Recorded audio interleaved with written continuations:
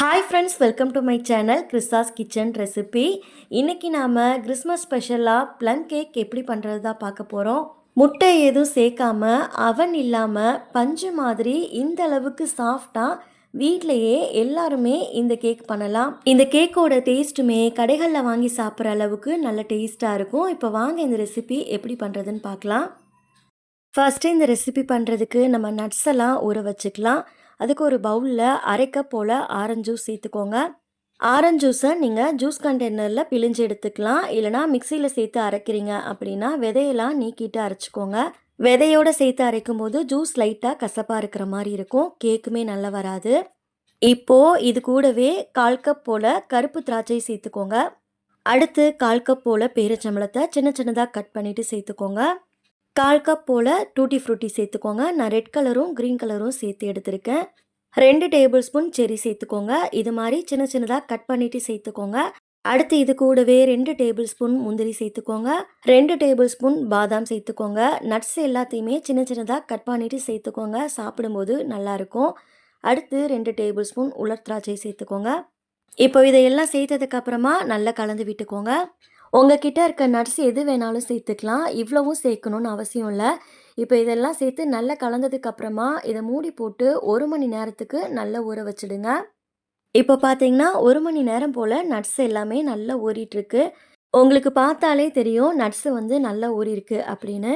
நட்ஸை நம்ம எவ்வளோக்கு எவ்வளோ ஊற வைக்கிறோமோ அந்தளவுக்கு நல்லா சாஃப்டாக கிடைக்கும். இப்போ இது ஒரு ஓரமாக இருக்கட்டும்.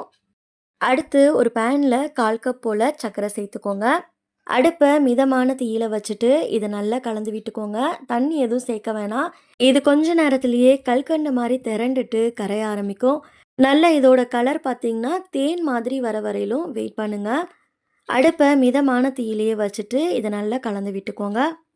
இப்போ பாருங்கள், நல்ல கலர் மாதிரி வந்திருக்கு. இந்த அளவுக்கு நல்ல கலர் மாதிரி வந்ததுக்கப்புறமா நம்ம இதில் 1/2 கப் போல் தண்ணி சேர்த்துக்கலாம். தண்ணி சேர்க்கும் போது ஒரேடியாக சேர்த்துடாமல் கொஞ்சம் கொஞ்சமாக சேர்த்து நல்லா கலந்து விட்டதுக்கப்புறமா மறுபடியும் மீதி இருக்க தண்ணியை சேர்த்துக்கோங்க. தண்ணி சேர்க்கும் போது கவனமாக சேர்த்துக்கோங்க. நம்ம சேர்த்த உடனே நுர மாதிரி பொங்கி வர ஆரம்பிக்கும். அதனால் மேலே தெளிச்சிடக்கூட வாய்ப்பு இருக்குது, பார்த்து கவனமாக சேர்த்துக்கோங்க. இப்போது முழுசாக 1/2 கப் போல் தண்ணி சேர்த்ததுக்கப்புறமா இதை மிதமான தீயிலேயே வச்சுட்டு 2லேருந்து 3 நிமிஷத்துக்கு கொதிக்க வச்சுக்கோங்க. நல்லா கொதி வந்ததுக்கப்புறமா இப்போது ஸ்டவ் ஆஃப் பண்ணிவிட்டு இதை நல்லா முழுமையாக ஆற வச்சிடலாம். அடுத்து கேக் பண்ணுறதுக்கு கேக் ட்ரேவை முன்னாடியே நம்ம ரெடி பண்ணி வச்சிடலாம். ட்ரேயில் கொஞ்சமாக ஆயில் ஃபுல்லாக அப்ளை பண்ணிவிட்டு பட்டர் ஷீட் போட்டு வச்சுக்கோங்க. பட்டர் ஷீட் ஒரு வேளை இல்லை அப்படின்னா ஆயில் அப்ளை பண்ணிவிட்டு கோதுமை மாவு இல்லைனா மைதா மாவு ஃபுல்லாக ஸ்ப்ரெட் பண்ணி எடுத்து வச்சுக்கோங்க. இப்போ இது ஒரு ஓரமாக இருக்கட்டும். அடுத்து கேக் பண்ணுறதுக்கு நல்ல அடிகனமான பாத்திரமாக எடுத்துக்கோங்க. நான் பிரியாணி பாத்திரம் எடுத்திருக்கேன். இதுக்கு பதிலாக நீங்கள் குக்கர் கூட யூஸ் பண்ணிக்கலாம். இப்போது இந்த பாத்திரத்துக்குள்ளே இது மாதிரி ஒரு ஸ்டாண்டு வச்சுட்டு லிட்டு போட்டு க்ளோஸ் பண்ணிவிடுங்க. மூடி பார்த்திங்கன்னா கொஞ்சம் கூட ஏர் உள்ளே போகாத அளவுக்கு நல்ல டைட்டாக இருக்கிற மூடியாக போட்டு க்ளோஸ் பண்ணிவிடுங்க. இப்போ ஒரு 10 நிமிஷத்துக்கு அடுப்பை ஹை ஃப்ளேமில் வச்சுட்டு இதை சூடு பண்ணிக்கலாம். இது சூடாகிறதுக்குள்ளேயும் நம்ம கேக் பேட்டர் ரெடி பண்ணிடலாம். ஒரு பவுலில் 1/4 கப் போல் காய்ச்சி ஆற வச்ச பால் சேர்த்துக்கோங்க. அடுத்து இது கூடவே 1/4 கப் போல் வாசனை இல்லாத எண்ணெய் சேர்த்துக்கோங்க. நான் ரீஃபைண்ட் ஆயில் யூஸ் பண்ணியிருக்கேன். 1/4 டீஸ்பூன் வெனிலா எசன்ஸ் சேர்த்துக்கோங்க. இப்போது இதையெல்லாம் சேர்த்ததுக்கப்புறமா ஒரு விஸ்க் வச்சு இதை நல்லா கலந்து விட்டுக்கோங்க. உங்ககிட்ட எலக்ட்ரிக் பீட்டர் இருந்தது அப்படின்னா அதை கூட நீங்கள் யூஸ் பண்ணி நல்லா கலந்து விட்டுக்கலாம். நம்ம சேர்த்துருந்த பால், எண்ணெய் இதெல்லாம் ஒன்றா சேர்ந்து வர அளவுக்கு நல்லா கலந்து விட்டுக்கோங்க. இப்போ பாருங்கள், நல்லா கலந்து விட்டாச்சு. இது மாதிரி நல்லா க்ரீமியாக இருக்கிற மாதிரி கலந்து விட்டுக்கோங்க. அடுத்து இதில் 1 கப் போல் மைதா மாவு சேர்த்துக்கலாம். மைதா மாவை சேர்க்கும் போது அப்படியே சேர்த்துடாமல் இது மாதிரி ஒரு சல்லடை வச்சு நல்லா சலிச்சிட்டு அதுக்கப்புறமா மாவை சேர்த்துக்கோங்க. இந்த மாவு கூடவே 1 டேபிள் ஸ்பூன் பேக்கிங் பவுடர் சேர்த்துக்கோங்க. கூடவே 1/4 டீஸ்பூன் போல் பேக்கிங் சோடா சேர்த்துக்கோங்க. அடுத்து 2 இன்ச் பட்டை, 2 கிராம்பு, 2 ஏலக்காயை நல்லா மிக்சியில் பொடி பண்ணிவிட்டு சேர்த்துக்கோங்க. இது கண்டிப்பாக சேர்க்கணும். இந்த பவுடர் தான் இந்த ப்ளம் கேக்குக்கு நல்ல ஒரு ஃப்ளேவர் கொடுக்கும். இப்போ இதையெல்லாம் சேர்த்ததுக்கப்புறமா இதை நல்லா சலிச்சு எடுத்துக்கலாம். கொஞ்சம் கூட கட்டி இல்லாத மாதிரி நல்லா சலிச்சு எடுத்துக்கோங்க. இப்போ பாருங்கள், மாவை நல்லா சலிச்சு விட்டாச்சு. சைடில் இருக்க மாவெல்லாம் எடுத்துகிட்டு இதை நல்லா கலந்து விட்டுக்கலாம். ஒரு விஸ்கு வச்சு நல்லா கலந்து விட்டுக்கோங்க, ஈஸியாக இருக்கும். இப்போ இதை நல்லா கலந்ததுக்கப்புறமா நம்ம ஏற்கனவே ரெடி பண்ணி வச்சுருந்த சுகர் சிரப்பை சேர்த்துக்கோங்க. சுகர் சிரப்பை சேர்த்ததுக்கப்புறமா மறுபடியும் விஸ்கு வச்சு நல்லா கலந்து விட்டுக்கோங்க.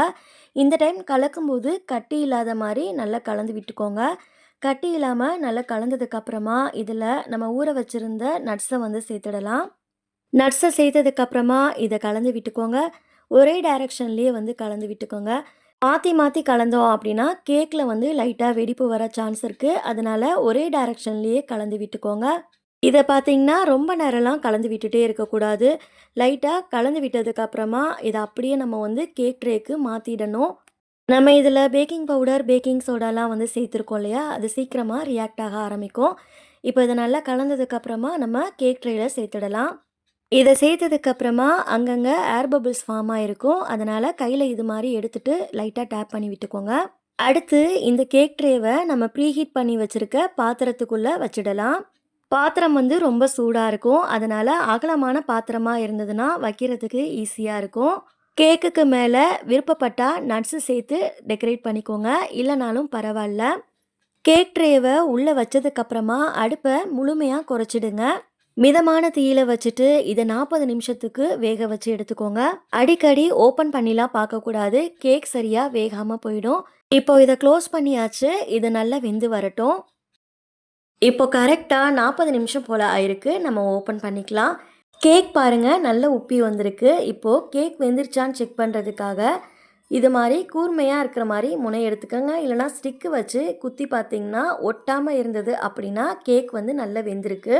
இப்போது இந்த பாத்திரம் ரொம்ப சூடாக இருக்கும். அதனால் பார்த்து கவனமாக கேக் ட்ரேவை வெளியில் எடுத்துட்டு இதை முழுமையாக ஆற வச்சிடுங்க. கேக் சூடாக இருக்கும்போது நம்ம இதை எடுத்தோம் அப்படின்னா உடையறதுக்கு சான்ஸ் இருக்குது. அதனால் இதை முழுமையாக ஆற வச்சிடுங்க. நல்லா ஆறினதுக்கப்புறமா நம்ம கேக்கை டீமோல்ட் பண்ணிக்கலாம்.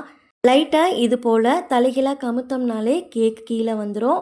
இப்போது மேலே இருக்க பட்டர் ஷீட்டு, சைடில் இருக்க பட்டர் ஷீட்டெல்லாம் ரிமூவ் பண்ணிக்கலாம். நீங்கள் பட்டர் ஷீட் இல்லாமல் மாவு ஸ்ப்ரெட் பண்ணிவிட்டு கேக் பண்ணியிருந்தீங்க அப்படின்னா சைடில் இருக்க ஓரங்களெல்லாம் கத்தி வச்சு எடுத்து விடுங்க.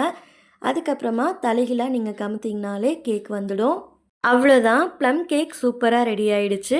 வீடியோவில் சொல்லியிருக்க அளவுகள் படி நீங்களும் அளவுகள் மாறாமல் செஞ்சு பாருங்கள். உங்களுக்கும் கேக் நல்லா பர்ஃபெக்டாக வரும்.